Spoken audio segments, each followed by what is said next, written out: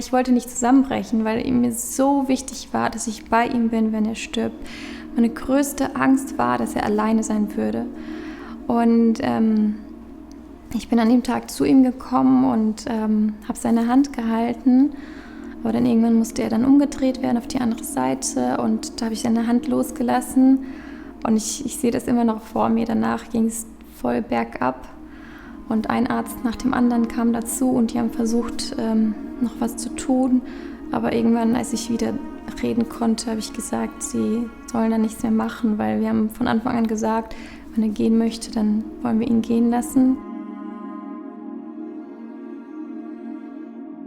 In der 30. Woche kam zum ersten Mal der Verdacht, dass was nicht in Ordnung sein könnte. Aber es schien alles nicht so schlimm. Ich sollte dann zur Pränataldiagnostik und das checken lassen. Da war ich dann eine Woche später. Und da wurde dann festgestellt, dass unser Kind, wir wussten damals noch nicht, ob es ein Junge oder ein Mädchen ist, es hat sich immer versteckt, da wurde festgestellt, dass er einen Herzfehler hatte. Ich habe gedacht, ich sei im falschen Film. Ich war es gewohnt zu hören, dass es meinem Kind gut geht. Dann wurden wir weiter zur Uniklinik geschickt. Dort wurde dann der Herzfehler diagnostiziert und auch eine Balkenagnesie. Und uns wurde gesagt, dass eventuell eine genetische Grunderkrankung vorliegen könnte. Da wurde uns auch direkt zur Fruchtwasseruntersuchung geraten, aber wir haben sie abgelehnt, weil wir gesagt haben, dass wir das Frühgeburtsrisiko nicht eingehen wollten und für uns hätte das Ergebnis auch keine Konsequenzen. Wir wollten unser Kind auf jeden Fall bekommen, egal ob es krank ist oder gesund oder behindert, weil ja auch ein krankes oder behindertes Leben lebenswert ist und Würde hat und geliebt werden möchte. Und wir haben ihn geliebt, es war unser Kind, er war ja schon monatelang in meinem Bauch und gehörte zu uns genauso sehr wie die anderen Kinder auch. Und ich hätte mir das überhaupt nicht vorstellen können. Der Gedanke, dass mein Kind stirbt, das hat mich so verrückt gemacht. Danach sind wir dann auch regelmäßig dann immer wieder zu Kontrolluntersuchungen zur Uniklinik gefahren. Da hatte sich unser Baby leider nicht gut entwickelt, also er hat kaum zugenommen. Inzwischen wussten wir, dass es ein Junge ist, Samuel.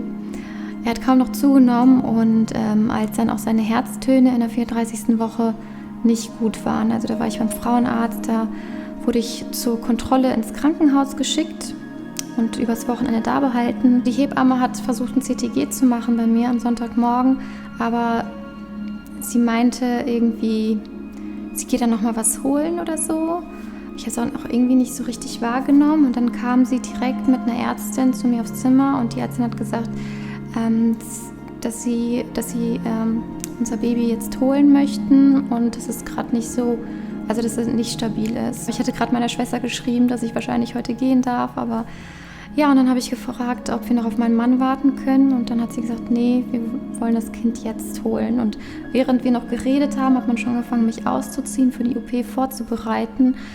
Dann ist man mit mir in den OP-Saal gefahren, es war alles so kühl und steril und ich musste halt versuchen, locker zu lassen. Aber ja, noch während ich versucht habe, locker zu lassen, aber so angespannt war, gingen seine Herztöne wieder runter. Ich habe das alles gehört und es war schon echt schrecklich zu hören, wie der Herzschlag des Kindes immer langsamer wird und davon quasi so ein bisschen abhängt, wie locker ich lasse. Also als ich dann wieder tiefer atmen konnte, dann sind auch seine Herztöne wieder besser geworden. Und dann hat man ihn geholt. Kurz danach kam dann auch mein Mann, den ich vorher natürlich informiert hatte.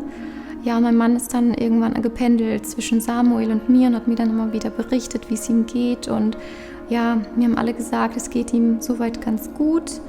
Er sei stabil, aber es war schon echt schlimm für mich, nicht bei ihm sein zu können. Nach 2,5 Stunden ungefähr konnte ich dann zu ihm, also wurde mit meinem Bett dorthin geschoben und als ich ihn gesehen habe, habe ich erstmal geheult. Also er war so klein, er lag da im Inkubator, hatte eine Maske auf der Nase, die ihm beim Atmen geholfen hat und es hat die ganze Zeit gerauscht und dieser Geruch von Desinfektionsmitteln und so, also all das so, das war alles so falsch, also so läuft das eigentlich nicht.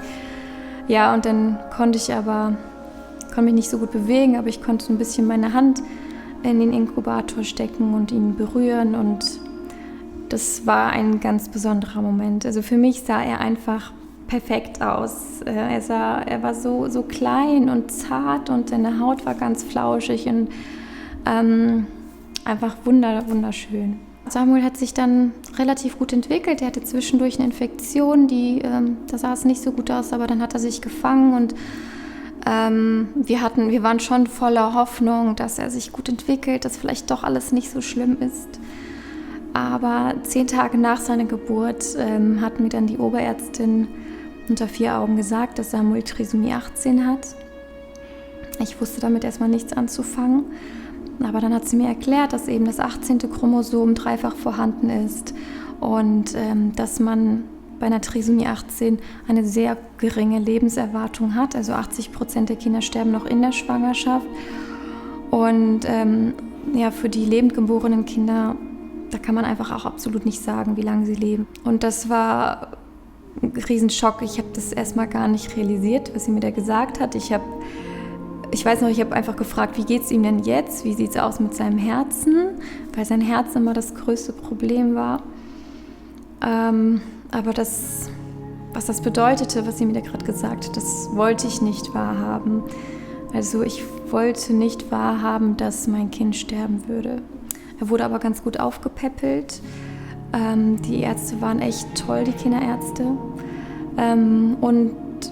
Sie haben ihn quasi, bevor sie ihn uns mit nach Hause geben wollten, nach so 7, 8 Wochen, haben sie gesagt, würden sie gerne noch seine Leistenbrüche operieren, weil die einfach so stark waren. Und er war super stabil zu der Zeit. Wir haben gesagt, wir würden kleine Untersuchungen mitmachen oder kleine Eingriffe, haben wir ja auch gemacht, den Leistenbruch operieren zu lassen und so. Aber wir haben gesagt, wir würden ihm keine große Herz-OP antun sozusagen, weil wir einfach wissen, das wäre eine Überforderung für seinen kleinen Körper. Und wir haben auch gesagt, natürlich soll er medizinisch versorgt werden, aber wir wollen ihn nicht um jeden Preis halten, sondern wenn wir einfach spüren, er möchte gehen, dann darf er das. Nach der OP ist er aber dann nicht mehr aufgewacht, weil man dann festgestellt hat, dass er eine Infektion bekommen hatte. Und das war am Ende doch alles zu viel für ihn. Also wir haben ja seine Lebenstage gezählt und an Tag 54 ist er dann gegangen.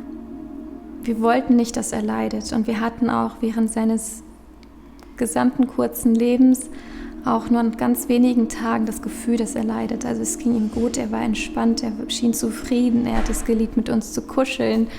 Er hat so seine Eigenheiten entwickelt, seine Vorlieben, dass er lieber links lag als rechts zum Beispiel. Und er hat sich wohlgefühlt. Es war kein leidvolles Leben.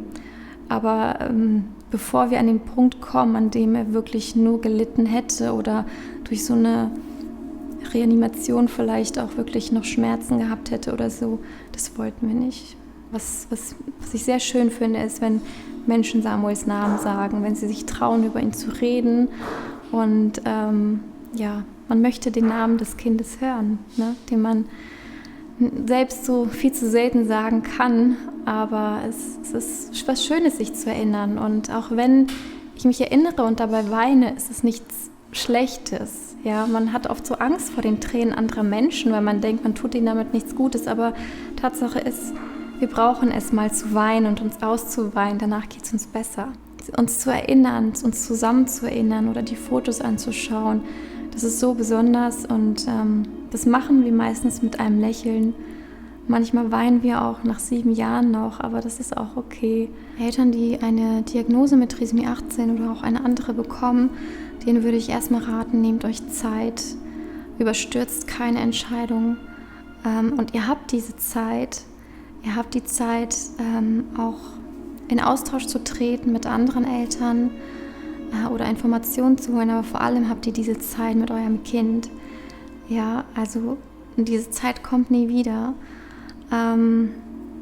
Jetzt ist das Kind da im Bauch und es lebt und das ist eine Zeit, in der man ganz bewusst Erinnerungen schaffen kann, diese Zeit bewusst wahrnehmen kann als einfach die Zeit mit meinem Kind, das mir nicht lange bleibt. Verkürzt diese Zeit nicht, sondern nutzt sie voll aus. Ich finde es sehr, sehr schade, dass bei so einer Diagnose sofort das Thema Schwangerschaftsabbruch auf dem Tisch liegt, dass dieses ganze System quasi Eltern dazu drängt, diesen Weg zu gehen. Man ist ja als Eltern dann völlig in so einer Wolke und kann kaum einen klaren Gedanken fassen und dann noch vor diese Wahl gestellt zu werden, eine Wahl, die wir eigentlich gar nicht haben sollten, meiner Meinung nach. Ja, und dann vielleicht noch unter Zeitdruck diese Wahl treffen zu müssen, das ist so eine krasse Überforderung. Und deshalb verurteile ich auch keine Eltern oder so, aber ich wünsche mir eine Veränderung in diesem System, damit auch den Eltern aufgezeigt wird, nee, das ist nicht der einzige Weg, den du gehen kannst. Das Leben mit deinem Kind, egal wie kurz oder lang es ist, egal was für eine Krankheit es hat, du bekommst Hilfe, und es wird schwer, ganz sicher, aber es wird auch wunderschön. Und diese 54 Tage mit Samuel gehören zur schönsten Zeit meines Lebens. Es war sorgenvoll, es war schwer, ich war oft überfordert, hatte riesengroße Angst, aber ich fühle mich auch so reich beschenkt mit der Zeit, die wir mit ihm hatten.